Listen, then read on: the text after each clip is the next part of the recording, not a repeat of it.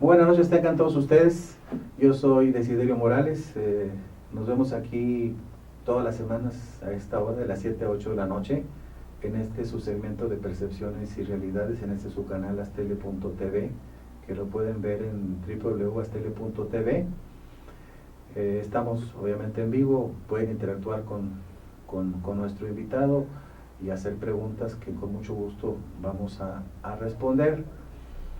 En esta ocasión tenemos el gusto de contar aquí en nuestro canal con la maestra Consuelo Dávila Pérez. Maestra, muchas gracias por aceptar la invitación de estar con nosotros. Gracias por invitarme. La maestra Consuelo Dávila Pérez es una experta en relaciones internacionales, es máster en relaciones internacionales de la Facultad de Ciencias Políticas y Sociales de la UNAM. Actualmente se desempeña como profesora profesora del Centro de Relaciones Internacionales de la Facultad de Ciencias Políticas y Sociales de la UNAM, y es presidenta de la AMEI, Asociación Mexicana de Estudios Internacionales. Es una asociación civil no lucrativa, de las más grandes del país, que se dedica a promover y difundir los estudios sobre la realidad internacional. Esta noche vamos a platicar sobre el tema interesante que tiene muchas áreas, ahora sí que controvertidas y de peso para el país, que es la política exterior entre México y Estados Unidos en general. Otra vez, maestra, muchas gracias por estar con nosotros. Al contrario, muchas gracias. Bueno, este tema de hecho se toca poco, pero ¿nos podría usted decir cuáles son los ámbitos más importantes de la política para ir entendiendo exterior entre México y Estados Unidos? Bueno, la relación de México con Estados Unidos es una relación muy complicada, muy compleja, porque es el único caso en el mundo en donde se da la relación tan estrecha entre una economía desarrollada, pues de las más desarrolladas del mundo, que es la del otro lado, y un país en desarrollo, ¿no? Entonces la diferencia de niveles es enorme, y por supuesto que también pues los vínculos que se establecen entre ellos pues tienen tratamientos muy distintos, y eso plantea muchos retos y en algunos casos pues también muchos problemas, ¿no? Entonces los temas de la relación bilateral pues son los grandes temas son pues el comercio, ¿no? Tenemos un tratado de libre comercio desde 1994, claro. Y eso nos hace pertenecer, ¿no?, a un bloque regional. ¿Sí? Somos socios de esta gran potencia, ¿no? Y también de Canadá. ¿Sí? Es un tratado de libre comercio trilateral. Esto hace que nuestro comercio, que de por sí venía siendo siempre, ¿no?, muy vinculado hacia Estados Unidos, pues con el TLCAN se incrementa. Hay aproximadamente el dato de que el comercio trilateral entre México, Estados Unidos y Canadá, de 94 a la fecha, se ha incrementado en un 250%. Mucho. ¿No? Muchísimo. Entonces, bueno, el comercio ha sido y seguirá siendo un gran tema. Uno de los temas más importantes en la relación México. ¿Otros temas? Unidos. Otro tema es, por ejemplo, el tema que surge a raíz de los atentados terroristas del 2001. Resurge, ¿no? se le da un enfoque diferente. Una ¿no? prioridad.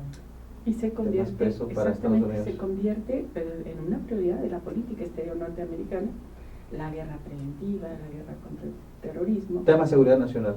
Y es un tema exactamente de seguridad nacional, que para México no lo era, pero a partir del 2001, ¿no? Y por el vínculo que tiene México con la región de América del Norte, pues también comparte el tema de la seguridad. Y bueno, nosotros lo vimos de manera muy clara durante el sexenio pasado, en donde el tema de la seguridad fue el tema más importante tanto de la política interna como de la política externa, ¿no? Y se da en un ámbito de colaboración binacional con Estados Unidos, con la Alianza para el Progreso en un primer momento y luego con Iniciativa Mérida, ¿no? Que surge con la idea de atacar pues al crimen organizado que surge del narcotráfico. Para nosotros el tema, ahondaremos en ese punto, pero nosotros nuestra preocupación es el crimen organizado. Para ellos la seguridad nacional. Así es, pero luego se vincula con el tema del terrorismo. Así ¿no? es, y entonces se piensa en un bloque de seguridad norteamericano. Incluso se habla, profesora, maestra, de vínculos entre el crimen organizado y los terroristas. Sí, claro. Claro, es un tema que, es un gran tema que surge de una manera muy importante, ¿no? Y que va a estar presente de manera muy importante en la relación bilateral. Ese es otro tema aparte. Y otro tema que también es muy importante porque pues tenemos muchos mexicanos que se van a Estados Unidos, es el tema de la migración, ¿no? El tema de la migración, se dice que se tiene el dato de que existen 34 millones de ciudadanos de origen mexicano en Estados Unidos. De esos 34 millones, que son más o menos el 11% de la población estadounidense, de esos 34 millones, 11 son nacidos en México. Y de esos 11, 6 o 7 más o menos son mexicanos sin documentos que viven en Estados Unidos. O sea, 34 millones de estadounidenses con origen de origen mexicano. De esos 34, 11 nacieron en México. Así es. Y de esos 6 o 7 millones más o menos, no se tiene la cifra exacta, pero son cálculos del Instituto. Y la diferencia entre los 11 y los 34 son personas que nacieron allá, pero con origen. Exacto, con origen mexicano, de hijos o nietos de mexicanos. Así es, pero 6 millones indocumentados, bueno, pues es un tema. De personas sin documentos. Mexicanas, claro. Y entonces eso plantea muchos problemas, ¿no? Porque sabemos que sí, es la sinergia entre las dos economías. O sea, si hay mexicanos que se van, es porque allá los necesitan, ¿no? Que siempre es de los dos lados, ¿no? Se habla de hecho. Aquí los expulsamos por las condiciones económicas, pero allá son bienvenidos y son atraídos, ¿no? Se habla de hecho de que son mexicanos que votan con los pies. Pues se van de su país, que es un tema verdaderamente espinoso, ¿no? Ajá. Y entonces para Estados Unidos, pues yo creo que ha sido muy cómoda la posición, porque el problema es de México, siempre ha sido así, ¿no? El problema es de México. México es quien exporta migrantes. Y entonces nosotros los aprovechamos cuando los necesitamos, pero cuando hay crisis económica, cuando hay un periodo electoral, pues entonces los atacamos, ¿no? Y los estigmatizamos y a lo mejor hasta los corremos. Así es. ¿No? Pero hay que entender que es una problemática muy compleja, porque involucra a los dos estados y tiene que ver con la diferencia de desarrollo de las dos economías. Ahora, maestra, ¿cómo diagnosticaría o usted vería cuál sería la opinión sobre el momento actual, en este momento, de esta relación bilateral? O por supuesto que en el contexto de la nueva administración, y del presidente Obama y del Congreso, etcétera. ¿Qué Bueno, momento estamos viviendo? Yo creo que es un momento interesante. Uno, porque hemos tenido, bueno, gobiernos de la alternancia en México, ¿no? Hemos estado con gobiernos panistas, ahora tenemos un gobierno que es un gobierno priista, y esto plantea algunos matices diferentes, ¿no? Por ejemplo, durante los 12 años de gobiernos panistas era muy clara la orientación de la política exterior de México hacia Estados Unidos para incrementar el comercio, para mejorar los vínculos con Estados Unidos, y luego se presenta el tema de la seguridad. Y entonces, en el último sexenio, en el sexenio del presidente Calderón, prácticamente la relación bilateral giró en torno al tema de la seguridad. Entonces, ahora que entra este nuevo gobierno, este gobierno se plantea diversificar los temas de la relación con Estados Unidos, ¿no? Voltear un poco más la mirada hacia el sur, hacia América Latina, voltear otra vez la mirada hacia Asia Pacífico, donde hay pues algunas potencias que están surgiendo de manera muy importante a nivel económico, como China, como la India. Y también en el caso de Estados Unidos, no concentrar la relación en el tema de seguridad, aunque es un poco difícil, ¿no? Porque el tema de la violencia, la inseguridad y la política de Estados Unidos en el tema del terrorismo, pues sigue siendo un tema prioritario para ellos. Pero tenemos, digamos, por lo menos la intención de este gobierno de diversificar los temas de la relación bilateral. ¿Le parece más atinada la política exterior del gobierno de Enrique Peña Nieto que el de Felipe Calderón?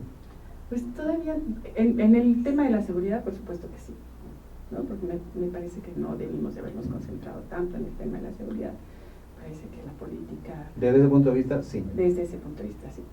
Y desde otros puntos de vista todavía no vemos como que los resultados, ¿no? Estamos esperando a ver qué sucede. Por ejemplo, en el tema migratorio, el gobierno del presidente Fox se empeñó, ¿no?, en llevar adelante una negociación bilateral, y parece ser que iba por buen camino hasta que se presentaron 2001 los atentados terroristas. Después el tema de la migración se deja pendiente, ¿no? Si prácticamente México no tiene nada que ver. El gobierno mexicano asume que la política migratoria es una política pública de los Estados Unidos, y que por lo tanto es Estados Unidos quien tiene que resolver. Pero, bueno, la realidad es que tenemos a muchos mexicanos que viven en Estados Unidos y que sí se ven afectados por lo que sucede en otro lado de la frontera. Como le decía, el problema no es la migración, ¿no? La migración existe porque de aquí los mandamos y allá los reciben, y los reciben muy bien, y además nuestros mexicanos trabajan muy bien en Estados Unidos, ¿no? Se caracterizan por ser gente muy emprendedora, y se venden barato, muy trabajadora, y tienen salarios, por supuesto, más bajos que otros, ¿no?, que otros ciudadanos. Entonces, esta parte pues es muy importante, pero ese no es el problema. El problema es se presenta, ¿no?, cuando pues hay algunas actitudes xenófobas, algunas actitudes que rechazan a los migrantes, y hay una violación de los derechos humanos de los migrantes. Ahí se presentan los problemas, ¿no? Y estas situaciones, pues desgraciadamente se dan cíclicamente, cuando hay elecciones, cuando hay una crisis económica. Si la culpa siempre la van a tener los migrantes, ¿no? Para el público estadounidense, para los gobernantes, el chivo expiatorio, ¿no?, de los problemas internos, o uno de los chivos expiatorios van a ser los migrantes.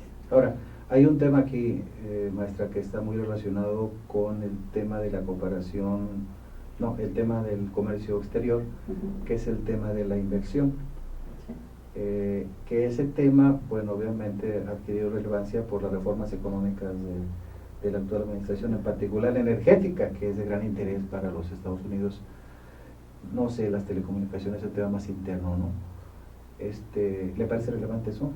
Sí, claro, porque además los inversionistas extranjeros estaban esperando justamente la aprobación de las leyes reglamentarias para entrar a México, ¿no? Se sabe de muchas empresas que están ya dispuestas a entrar, no solamente estadounidenses, ¿no? También se presume que los americanos tienen interés en eso, los estadounidenses claro, mucho interés en eso.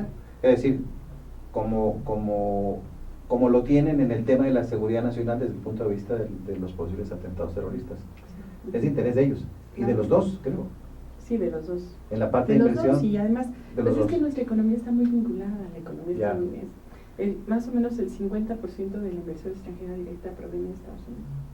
¿No? Si tomamos en cuenta Canadá, sube un poquito, pero es mucho. Si usted le dijeran, a ver, ¿qué más podemos hacer para tener una mejor política exterior? Porque finalmente también el punto es esta política exterior mejor, ¿para qué? ¿Sí, no? O sea, ¿cuál es el objetivo de esa política exterior, no? Pero decir, entiendo que por lo que ha comentado es una política más diversificada que la de la anterior administración, trata de ejercer quizá un poquito más de presión, al menos en la retórica, en el tema migratorio, aunque bueno, pues ahí está poniéndoles quizá en bandeja en plata el sector energético, pero ¿qué más se podría hacer? Pues yo creo que hay muchas cosas que hacer con Estados Unidos. O sea, ¿Cómo? Es nuestro socio, es nuestro principal socio económico y comercial. Y eso pues no lo podemos evitar, es una realidad. Y yo creo que lo que tenemos que hacer es negociar, ¿no?, con Estados Unidos en términos más de corresponsabilidad, ¿no? Es decir, más equidad. De más equidad, exacto. Yo creo que para Estados Unidos... No hay mucha equidad Canadá, en algunos temas. No, en algunos temas, ¿no? Por ejemplo, en el tema de la migración, ¿no? Parece ser que nosotros somos los culpables de que existan los migrantes. Y estamos sujetos a lo que ellos quieran. Exacto, Estados Unidos lo maneja como un problema interno, en donde no México no tiene que intervenir, y no es así. Muy bien, el tema del narcotráfico también, ¿no? Sí, hay narcotraficantes porque ahí hay consumidores, ¿no? Es un tema que atañe a los dos gobiernos y pues a las dos sociedades y a las dos economías. Entonces tiene que haber un reconocimiento, ¿no?, de que es un problema mutuo, es un problema bilateral. Y como tal, tiene que tener una solución bilateral. No puede ser que Estados Unidos decida, ¿no?, en esos temas cuando las dos partes estamos siendo corresponsables, ¿no?, y las dos partes afectadas. Entonces yo creo que ahí, no sé, yo creo que este gobierno tiene un poco más de claridad en términos de cómo se llevan a cabo las relaciones diplomáticas. Es más, tiene una política más, si me permite la expresión, de sentido común, ofensiva. Hay más experiencia, yo creo que hay más experiencia. Más de ofensiva, más... Sí, sí, de tratar de convencer, por ejemplo, ofensiva, defensiva, no sé cómo decirlo. Convencer, por ejemplo, a Estados Unidos y también a Canadá, que también es el otro socio norteamericano, que en la medida en que nosotros estemos bien, ellos van a estar mejor, ¿no? Es decir, el sentido de un proceso de integración es que todos los socios se beneficien. Y en la medida en que México esté mejor, pues Estados Unidos y Canadá van a estar mejor. En el contexto actual de las relaciones bilaterales, un gran tema de gran peso obviamente es el tema de los cárteles del narcotráfico, que se entrecruza de repente con el terrorismo. Los Estados Unidos tienen muchos temores. Se habla ya de que, por ejemplo, los cárteles mexicanos que son de mucho peso y ya tienen peso en algunas ciudades del sur de los Estados Unidos, por ejemplo. ¿Cómo ve ese tema? ¿Qué tan ríspido se ve? Porque de repente da la impresión aquí, por lo que dicen los columnistas y lo que se comenta, ¿no?, de que, por ejemplo, lo pongo muy simple, ¿no?, que Obama viene porque ya quiere que tengan a fulano o a mangano, ¿no?, etcétera, ¿no? Lo pongo muy sencillo. Sí, no, yo creo que ese es un problema muy complejo y por supuesto que están involucrados los dos países, ¿no? Como le decía, sí hay tráfico de estupefacientes, pero hay consumidores allá del otro lado, ¿no? Si no, no habría narcotráfico. Entonces, yo creo que es muy importante la manera en cómo se trate el problema. Primero, yo creo que sí ha habido algún avance en términos de reconocer, ¿no?, que los dos países son corresponsables, algún avance, pero a la hora de tomar las decisiones es tal la fuerza, es tal el poderío de los Estados Unidos que siempre terminan ellos dictando el qué hacer, ¿no? Con Iniciativa Mérida fue muy claro, hubo una negociación, ¿no?, iba a haber un apoyo importante en especie para poder combatir el narcotráfico, y al crimen organizado, porque a Estados Unidos le interesa que su frontera esté tranquila, no nada más es porque para que México esté bien, ¿no? En política exterior los intereses pues son los que cuentan de cada uno de los estados. Entonces, para Estados Unidos es muy importante que su frontera sur esté en calma, que esté tranquila, que no haya, ¿no?, esta ola de violencia y un crimen organizado pues tan importante que en algún momento amenaza también la seguridad de Estados Unidos y la seguridad de Estados Unidos. Entonces, a través de la iniciativa Mérida, por ejemplo, se pensaba que iba a haber un aporte importante para eso, pero la verdad es que han pasado los años, han llegado algunos recursos de la iniciativa Mérida, no tan grandes como se pensaba en un principio, pero el resultado es que seguimos con una ola de violencia y con un crimen organizado pues que sigue siendo una amenaza para nuestra propia seguridad nacional de las familias. Claro, y también para la de Estados Unidos, por supuesto, claro. para la de nosotros en primer lugar. Por supuesto. Estamos con la maestra Consuelo Dávila Pérez, experta en relaciones internacionales, platicando el tema de las relaciones bilaterales entre México y Estados Unidos. Yo soy Desiderio Morales en este subsegmento de Percepciones y Realidades. Regresamos en un momento.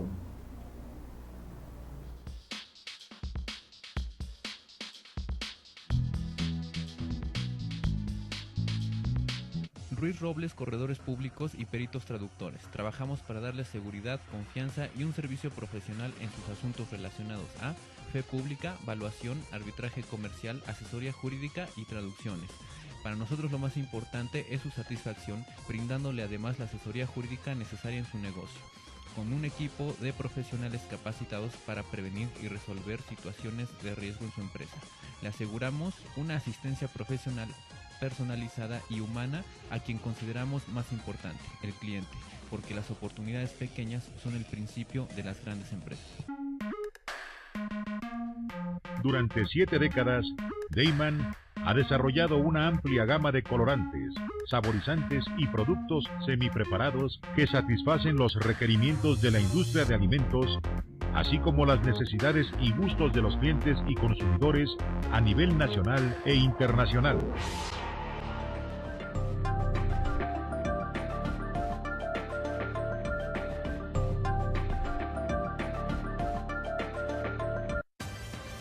Con Trujillo Betanzos y Asociados, tus proyectos están en buenas manos. Trujillo Betanzos y Asociados te ofrece servicios de fe pública en materia mercantil, asesoría legal, contable, fiscal y de negocios, litigio civil y mercantil, valuación y asesoría financiera y área académica, porque nuestros clientes son nuestros mejores amigos.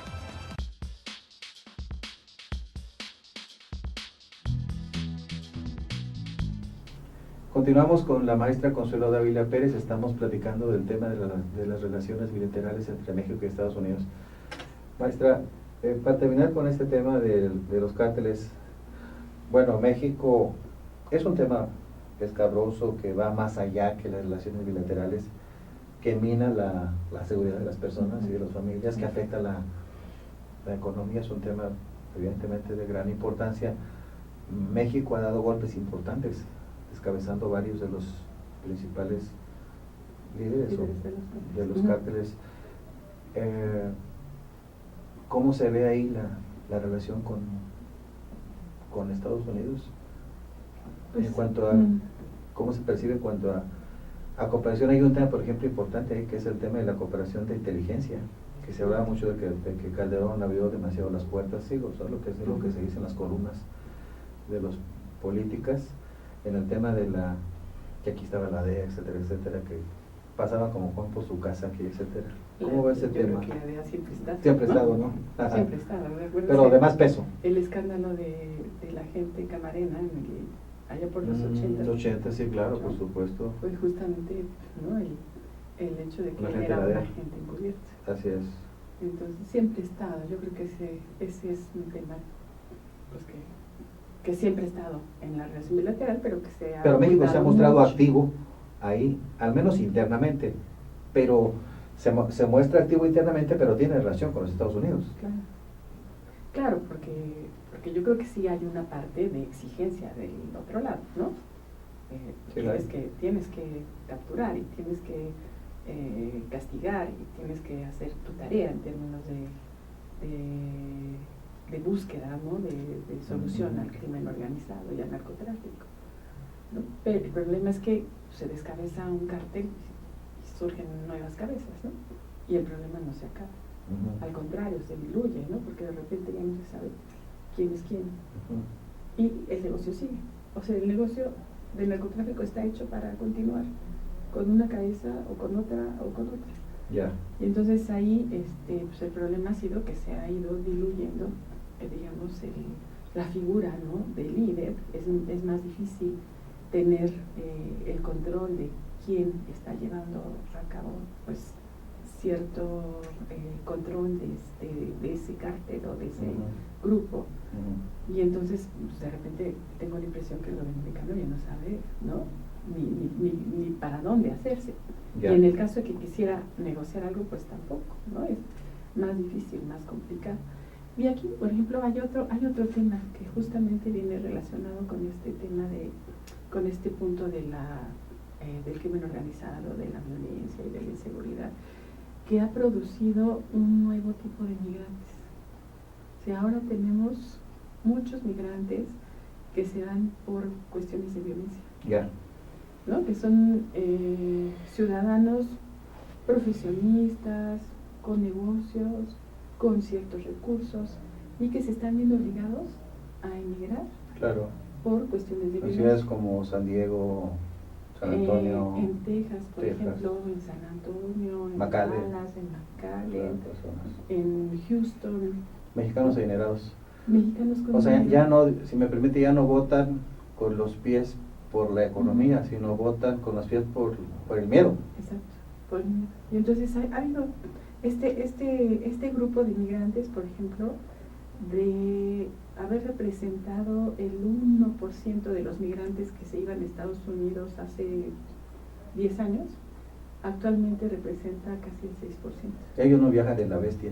No, claro, no, es un tipo de migración muy distinto, ¿no? Porque son migrantes que llegan con documentos, son migrantes que llegan como turistas, con visa. Incluso tengo la impresión de que los Estados Unidos Los aceptan. aceptan. De manera muy, muy, muy impresionante. Llevan dinero.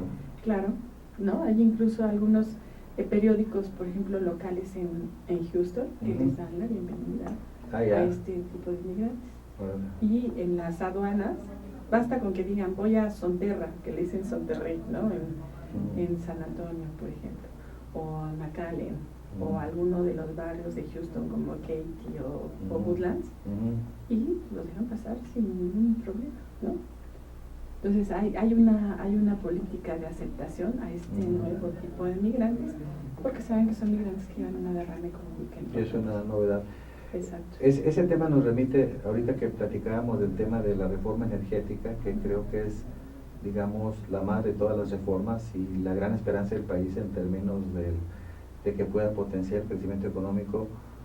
Es un hecho que va a haber una oleada de inversionistas extranjeros y presencia de grandes empresas,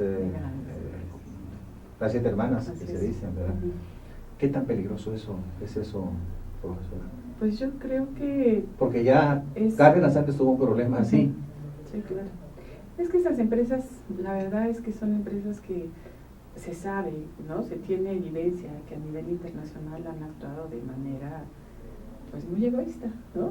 Vamos, por encima de los gobiernos, incluso enfrentándose, claro. lo digo porque se ve así, no solamente por encima de los gobiernos a donde llegan, sino enfrentándose incluso con los gobiernos de los Estados Unidos. Sí, claro, son empresas muy poderosas, ¿no? En donde, bueno, pues dependerá del nivel y del poder de negociación que México pueda tener. ¿Tenemos la capacidad para regular y controlar eso? Yo no sé, la verdad es que no lo sé, ¿no? Es un problema. Es un problema, ¿no? Porque o sea, no llegan sabemos y... cuál va a ser la dimensión de eso. Exactamente, no sabemos cuál va a ser la envergadura, la dimensión y la importancia, pero se presume que va a ser muy relevante. Importante. Llegan, ponen un pie, y bueno, qué bueno, ojalá que impacten porque México necesita urgentemente empleo y crecimiento, que y no lo además hemos tenido. Tecnología, ¿no? Tecnología y todo eso, para la expertise. explotación de los recursos en fondos sí. marinos y esto.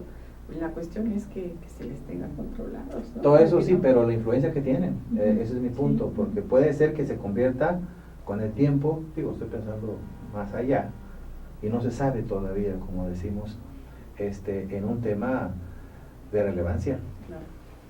en la No, política sí, claro exterior. Que sí, claro que sí, yo creo que es determinante. Yo creo que es como un parteaguas, ¿no? En la historia moderna de México. Y vamos a ver cómo funciona, ¿no?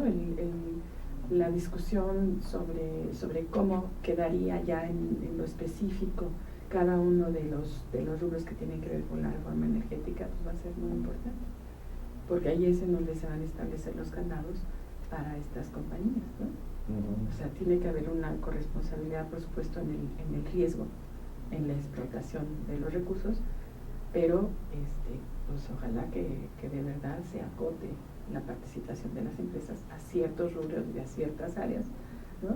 Y veremos cómo se comporta. Sí, porque se ha dicho mucho que el petróleo es nuestro, etcétera, etcétera, pero en fin, otro, bueno, el tema, yo creo que el gran tema de las relaciones bilaterales es el tema obviamente migratorio, en cuanto a la dimensión humana y demás, y por lo que usted comentaba ahorita, y se ha hablado mucho de la reforma migratoria en los Estados Unidos que no ha sido aprobada. Platíquenos cómo está esa situación en Estados Unidos. Bueno, pues en Estados Unidos no? es también un tema que ya tiene varios años, ¿no? Ya tiene varios años desde el gobierno de George Bush. Era un tema que estaba en la mesa de discusión. Y que yo creo que México había logrado muy bien penetrar o cabildear en el Congreso estadounidense para que el tema entrara a discusión antes en el Congreso. Antes atentado del atentado de las Torres Gemelas, ¿no? Después ya, bueno, viene el cambio en la política exterior estadounidense y el tema migratorio, por supuesto, pasa como muchos otros temas a segundo plano. Recientemente el presidente Obama resulta que llega al poder con el apoyo del voto hispano y él asume el compromiso de llevar adelante la reforma. ¿Qué tan importante es el voto hispano? Es decisivo para el triunfo de él. Fue muy importante, muy importante, ¿no? Y él lo sabe muy bien. Y todos los grupos de migrantes han estado presionando de manera muy intensa a la administración del presidente Obama para que avance la reforma migratoria. El problema es que en la Cámara de Representantes, de diputados, el equivalente de diputados, el equivalente de diputados, sí, hay una oposición muy grande por parte de los republicanos para que esto avance y no han logrado un consenso, ¿no? ¿Por qué los republicanos no lo quieren?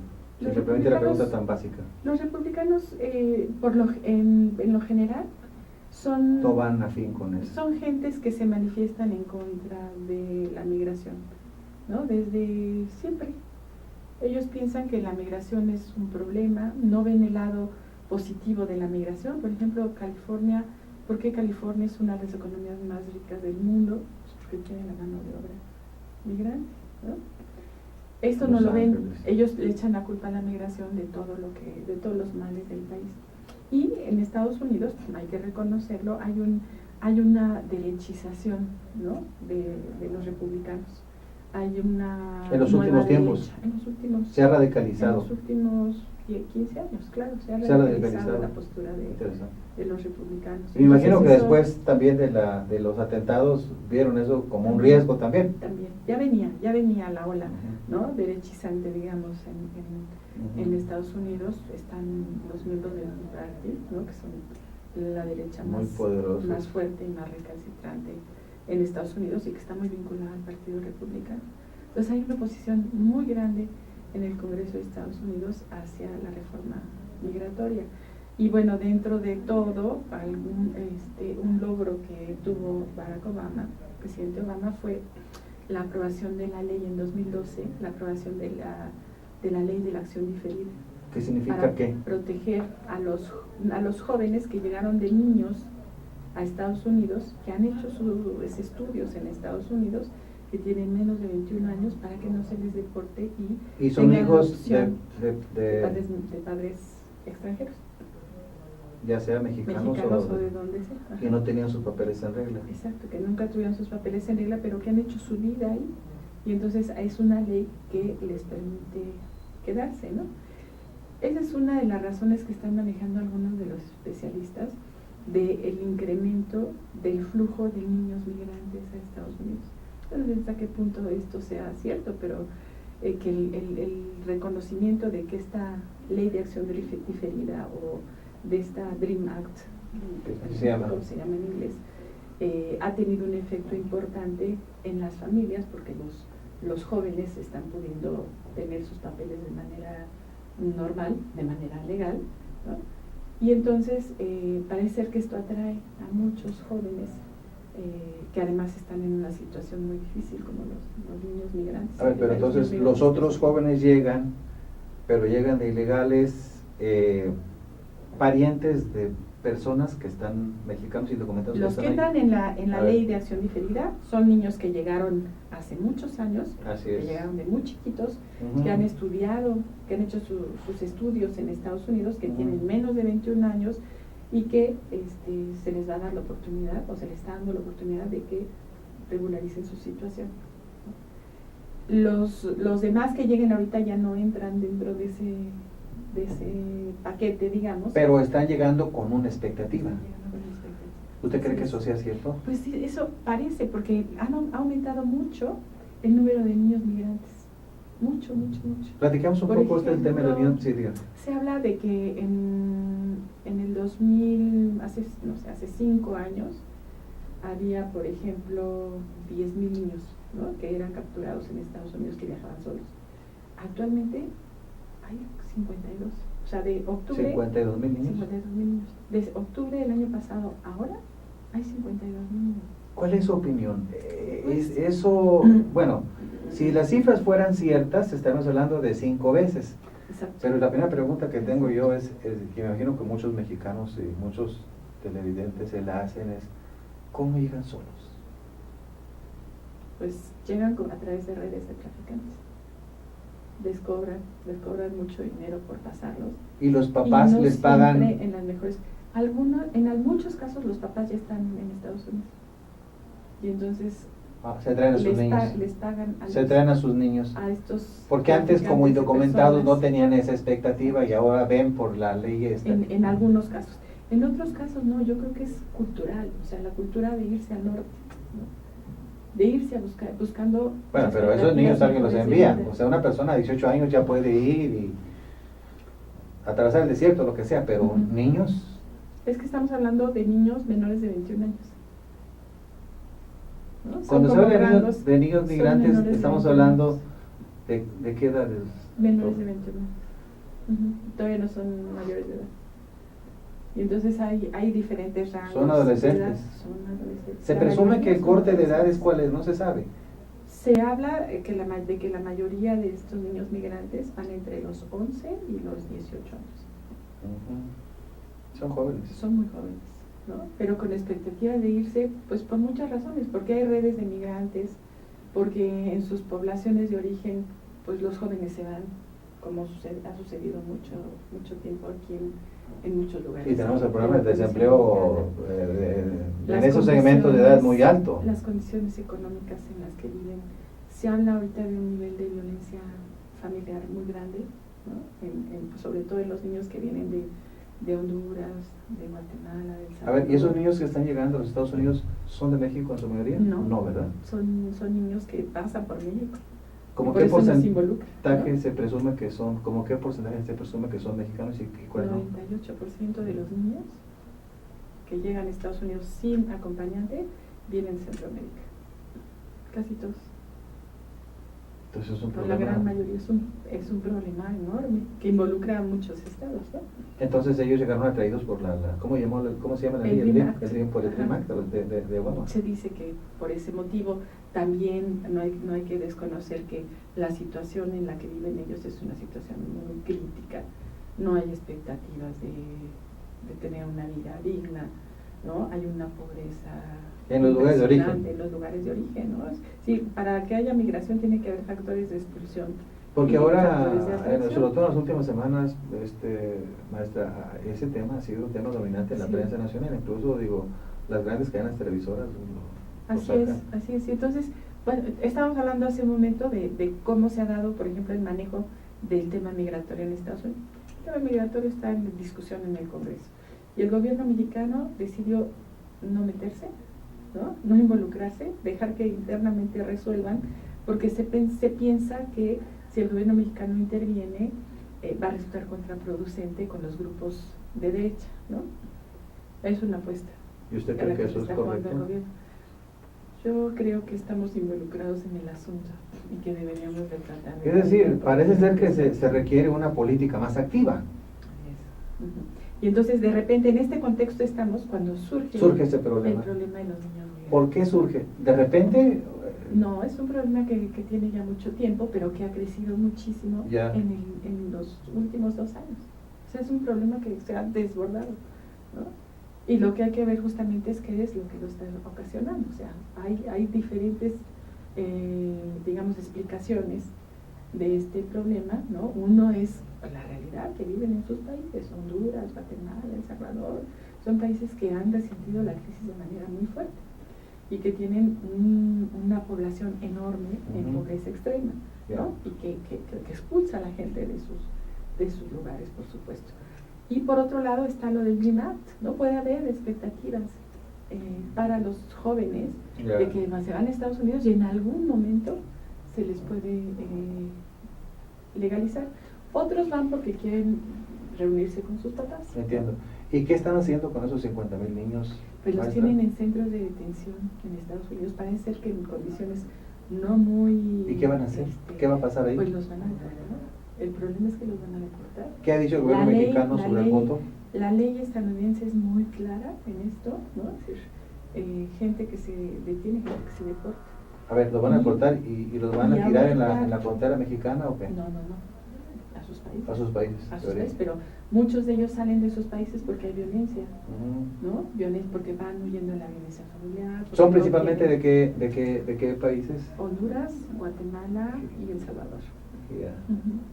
Y entonces, pues, ¿cuáles son las expectativas que tienen ellos al regresar? Entonces, ahorita hay varias organizaciones civiles, la misma Organización de Naciones Unidas está tratando de intervenir para que no los deporten sin saber qué pasa, o que se estudien los casos antes de deportarlos, ¿no? Pero pues parece que el gobierno de Estados Unidos está empeñado en que se les va a deportar. El presidente Obama acaba de pedir al Congreso dinero adicional, acaba de pedir $4,000 millones para poder abrir más cortes, más cortes que puedan ver el problema migratorio y que puedan analizar cuál es el caso de cada uno de estos niños migrantes, ¿no? Yeah. Porque es un problema, como bien lo han señalado, de una crisis humanitaria. Y entonces México, sí, claro que está México involucrado, porque los niños pasan por México, los niños pasan por aquí. Y aquí también reciben malos tratos, aquí también son violados sus derechos humanos en muchos sentidos, ¿no? Entonces, ¿ellos llegan en la bestia o no llegan en la bestia? En la bestia o como sea, sí. A veces en camioncitos, de redilas, a veces como sea, ¿no? Si los traficantes de personas, pues los llevan por diferentes... Lo que está claro es que predominantemente no son niños mexicanos. No son niños mexicanos. Pero el problema es, sí nos toca porque pasan por México. Claro, pero para Estados Unidos sí implica un problema porque, es decir, eso toca realmente el punto sensible de la reforma migratoria, ¿no? Ahora, en cuanto al tema de la reforma migratoria, maestra, ¿qué expectativas hay? ¿Cómo se ve eso? En este gobierno yo no creo que vaya a haber algún cambio. ¿Cuándo termina Obama? Se religió en el 2012, en 2013. Le quedan 2 años. 2 años. No creo que vaya a haber ningún avance. No parece, no hay ningún acuerdo en el Congreso. Los gobiernos de algunos estados pues están opuestos totalmente a cualquiera. Está muy complicado con la situación económica, migratorio, con los problemas de Ucrania, de Rusia, de todo eso. Sí, también, ¿no? De repente hay otras prioridades para el gobierno estadounidense. Ahora, platicamos rápidamente de lo que viene siendo el tema latino, la fuerza latina en Estados Unidos, es esa parte, ¿no? Porque evidentemente, bueno, tiene su dinámica propia, digamos que en cierto modo ya son de allá, pues un pie en un lado, un pie en otro, digamos que son leales en la cultura, pero sí representan una fuerza importante y creciente. Sí, claro. No, claro, además los latinos han venido ocupando lugares muy importantes en Estados Unidos, no nada más en algunos puestos laborales, digamos, de bajo nivel, ¿no? Tenemos algunas personalidades que han llegado al Congreso, que han llegado a ocupar algunas alcaldías importantes, etcétera, ¿no? Entonces yo creo que la fuerza hispana va creciendo en Estados Unidos. Y algo muy interesante es que, por ejemplo, el uso del español pues se ha vuelto de lo más común, ¿no? Cuando hace algunos años, hace 20 años, 15 años, estaba como mal visto que hablaran español. Incluso los mexicanos, claro, o los hijos de mexicanos, ¿no? Trataban de no hablar español para no ser estigmatizados. Y ahora no, para los empleos, para todo se pide gente que hable inglés y que hable español, ¿no? Está como más cotizado. Claro, claro. La gente o sea, hace 20 años viajar a Estados Unidos, las personas que viajaban o viajábamos a Estados Unidos, digo, era muy difícil, digo, relativamente, sí había gente que hablaba español, ¿verdad? Pero no, porque sí, además si hablaban español lo escondían. Ahorita no. Lo escondían porque... Ahorita uno puede ir a Nueva York, en cualquier parte de Estados Unidos, en Chicago. Claro, porque además las empresas, sobre todo las empresas, las tiendas y los restaurantes, pues, procuran, ¿no? Contratar a personas que hablen español y que hablen inglés para que puedan dar una mejor atención al público. Es parte de la globalización, ¿no? ¿Usted en general piensa que con Obama, vamos a decir, nos va a ir mejor que lo que nos fue con el anterior presidente? Pues yo pensaría que sí, porque es un presidente además diferente, porque es el primer presidente pues de color que llega a la Casa Blanca, descendiente de un afroamericano, y es demócrata, ¿no? Siempre el Partido Demócrata tiene otra filosofía y otra relación y otro vínculo con México. A mí me gustaría ver, por supuesto, un cambio importante en términos del tema migratorio y en términos de cómo se atacan los problemas bilaterales, ¿no? Con este sentido de la corresponsabilidad. Y en general, maestra, pero no estoy tan segura. No, claro. Y en general, vamos a decir, lo decíamos al principio, su expectativa de que la política exterior del presidente Enrique Peña Nieto sea más efectiva en la relación bilateral con los Estados Unidos. Obviamente todavía faltan definiciones importantes, no solamente en materia de política exterior y relaciones con los Estados Unidos, sino también en la parte económica, claro, política, etcétera, ¿verdad? Pero aunque ha sido muy activo el presidente. En la parte de la seguridad. En la parte de la seguridad, pero ¿qué expectativa tiene? ¿Qué le late? Pues yo creo que ha sido una administración que ha tenido mucha actividad, ¿no? Es muy activa. El secretario Meade anda pues recorriendo prácticamente todo el mundo, celebrando acuerdos ahora con el tema de los niños migrantes, ¿no? Está todo el tiempo en contacto con los presidentes de Honduras, de Guatemala, de El Salvador, tratando de buscar una solución. Hay un plan integral hacia la frontera sur, por ejemplo. El mismo gobierno estadounidense estaba en Chiapas, ¿no? El embajador Anthony Wayne estuvo en Chiapas, el vicepresidente estuvo en una reunión en Nicaragua, donde estuvo también México, Honduras, Guatemala y El Salvador. Estuvo el vicepresidente Biden. ¿Han volteado? ¿Han ido a Europa? ¿Han ido a China? ¿Han ido a India? México está muy activo a nivel de relaciones internacionales. ¿A Sudamérica? A Sudamérica, a Asia. Europa. Se habla de que México puede ser un jugador importante en la Turquía, política. A ¿no? Turquía. Digo que México puede ser un jugador importante en las agrupaciones de Sudamérica, ¿no? Sí, y está el proyecto de la Alianza del Pacífico y del Acuerdo Transpacífico, ¿no? Que es muy importante.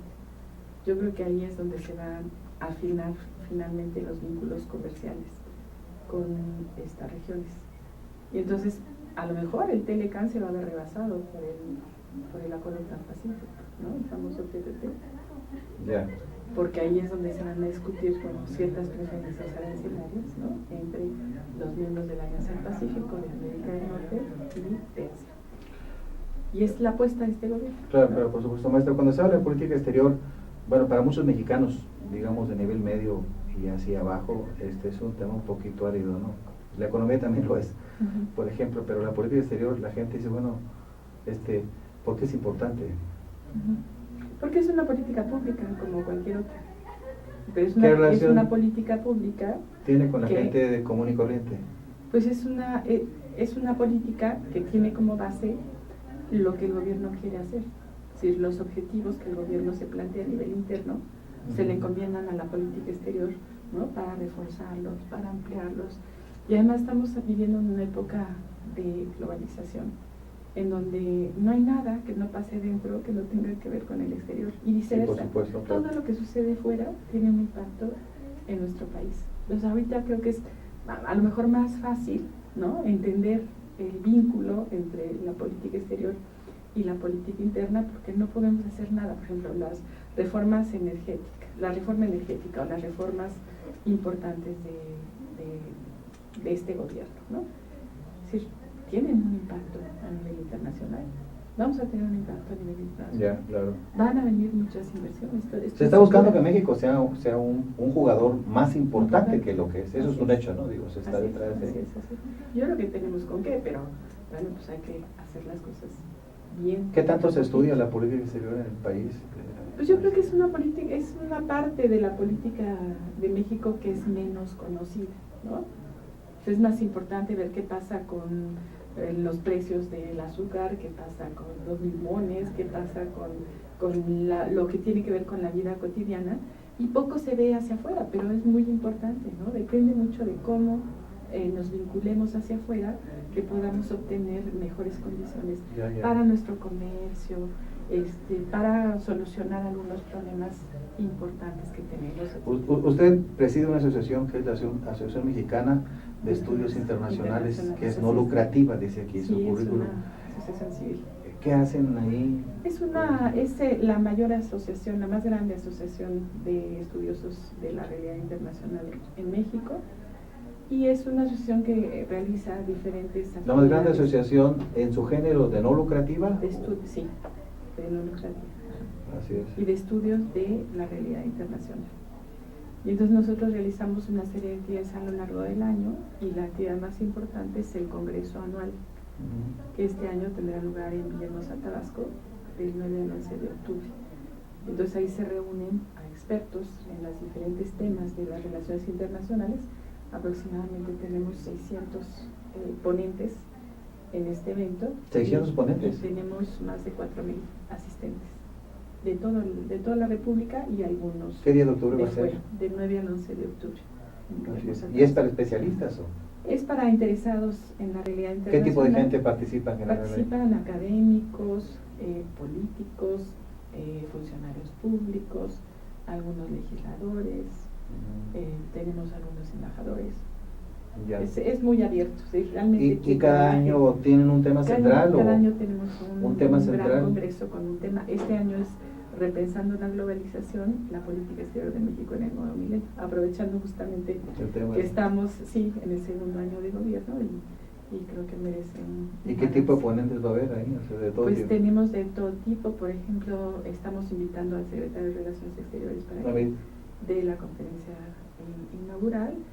Estamos invitando al doctor Narro, José Narro, para que al rector de la UNAM, de alguna de las conferencias importantes, ojalá que acepten, ¿no? Tenemos al presidente de la International Studies Association, que es la Organización Mundial de Relaciones Internacionales, que va a venir a dar una conferencia. Él está en Nueva York, en la clausura. Él está en Washington. En Washington. Ajá, el doctor Amitabh Bhattacharya, él ya nos confirmó. Y tenemos, muchos otros invitados, algunos subsecretarios, algunos políticos y muchos embajadores. Así es. Ahora, muy bien, en relación al tema de la política exterior, llama la atención porque de alguna manera, si me permite la reflexión, en cierto modo, desde el punto de vista del significado que tiene toda la política económica, la política pública, entre otras, la política exterior, pues no crece mucho el bienestar de la gente. Pues no crece, pero no es culpa de la política exterior, ¿no? Yo creo que la política exterior está muy vinculada a las políticas internas, ¿no? Y hemos tenido un periodo difícil en donde estamos en un sistema económico que sí crea riqueza, pero con mucha desigualdad, ¿no? Y entonces esto crea muchos problemas. Entonces tenemos que buscar un sistema pues que produzca más equidad y que la riqueza, ¿no?, tenga una mayor derrama en los diferentes grupos. Ese es el gran reto. Ese es el gran reto. Y en materia de política exterior, ¿qué se puede hacer para atender a esa? En la medida en que se consigan mejores condiciones, por ejemplo, para nuestro comercio a nivel internacional, mejores vínculos con el exterior, más inversiones, más apoyo para muchos de los proyectos, incluso en el ámbito de la cooperación internacional, va a ser muy importante porque es una derrama económica que puede crear empleo, que puede crear fuentes de trabajo. Ahora, maestra, ha llamado la atención a propósito del comercio y por lo que puede venir del flujo de inversión, que en efecto el crecimiento del comercio en México, que se detonó desde 1994 con el TLC, ha sido impresionante, pero el bienestar de la gente no ha crecido. Así es México. ¿Cómo se imagina que México es considerada una de las 15 primeras economías del mundo y tenemos una población de más de la mitad de nuestra población en índices de pobreza? Eso no puede ser. Tenemos uno de los hombres más ricos del mundo, ¿no? Y tenemos esos índices de pobreza. Lo que está pasando en Brasil es, yo creo que muy sintomático, ¿no?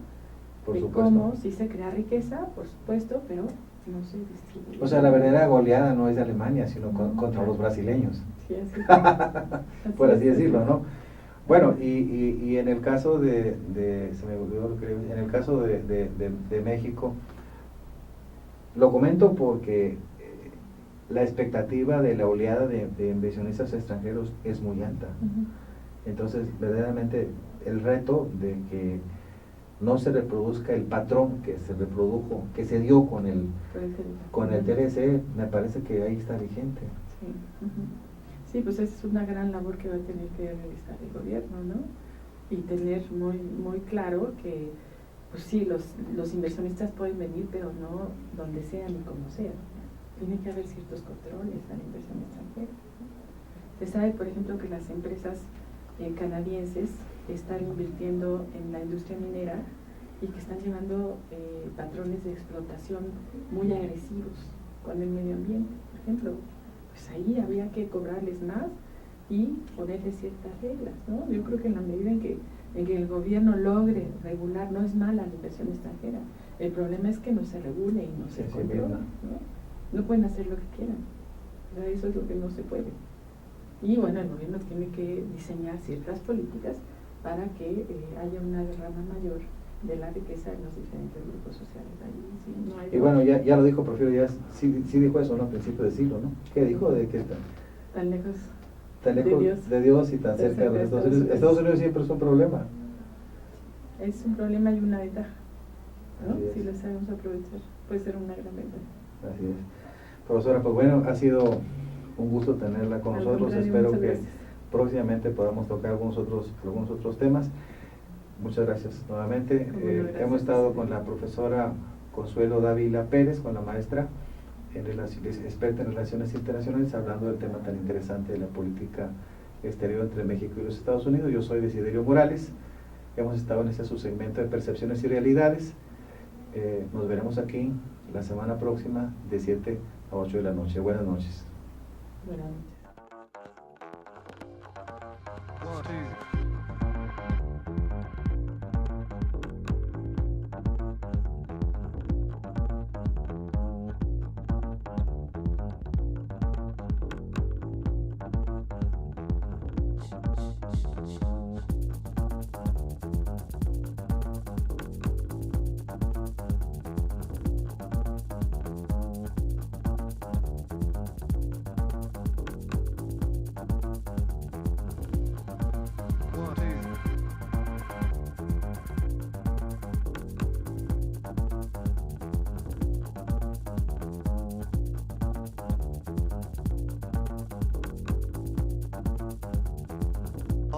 Colors are changing.